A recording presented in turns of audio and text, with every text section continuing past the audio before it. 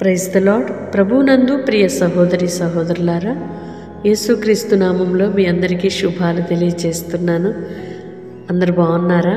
ఈ దినము దేవుడు మనకిచ్చిన అమూల్యమైన మాటను బట్టి యేసయ్యకి థ్యాంక్స్ చెబుదామా? నూతన సంవత్సరంలో అడుగుపెట్టిన మనము ఒక నూతనత్వాన్ని, క్రొత్తదనాన్ని కోరుకుంటున్నాం. మనలను దేవుడు అంటున్నాడు, మీ స్వభావమును నూతన పరిచెదను అని. అవును, మనము క్రొత్తదనాన్ని ఆస్వాదించాలి అని కోరుకుంటాము, కానీ ప్రభువు కోరుకుంటుంది మన స్వభావం మార్చబడాలి. పాతదైన స్వభావం, పాత ఆలోచనలు, పాత కోపాలు, ద్వేషాలు, వాటన్నిటిని విడిచిపెట్టి మన హృదయంలో దేవుని కృప నూతనముగా, అనుదినము వాత్సల్యత నూతనముగా పుట్టుచున్న ఆ వాత్సల్యతతో మనము నింపబడాలని ప్రభు కోరుకుంటున్నాడు.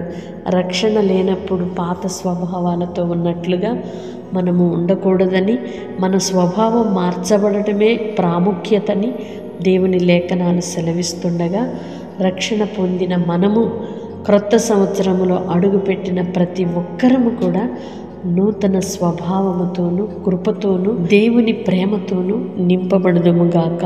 ఆమేన్. పరిశుద్ధుడైన దేవా, ప్రేమ కలిగిన తండ్రి, మీ స్తోత్రాలయ్యా.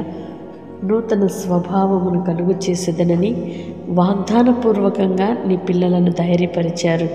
వారి హృదయాలలో ఉన్న ఆవేదన, బాధ, బరువు, కలవరాలు, కన్నీళ్ళు అన్నీ కూడా తొలగిపోయి నూతన పరచుమని, నూతన స్వభావముతో మీ కృపతో నింపమని వేడుకుంటున్నాం.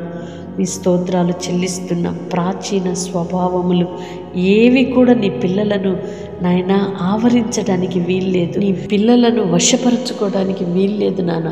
మీ కృపతో నింపమని వేడుకుంటున్నాం. మీ నూతన కార్యములు, నూతన స్వభావమును, మీ గొప్ప ఆశీర్వాదమును నీ పిల్లలకు అనుగ్రహించి నింపుమని వేడుకుంటున్నాం. కృపతో నింపండి, ఆదరించండి, ధైర్యపరచండి, శరీర బలహీనతల నుండి విడుదలనివ్వండి నాన్న. ఈ దిన దీవెనల చేత మీరు నింపి తృప్తిపరచుమని యేసయ్య నామంలో ప్రార్థిస్తున్నాను తండ్రి. ఆమేన్. దేవుడు మిమ్మలను దీవించునుగాక. మీ స్వభావము నూతన పరచబడి దేవునికి ప్రియముగాను, సంతోషకారకులుగాను మార్చబడదురుగాక. వాగ్దానం రిసీవ్ చేసుకొని ప్రార్థనలో ఏకీభవించి తప్పకుండా ఇతరులకు షేర్ చేయండి.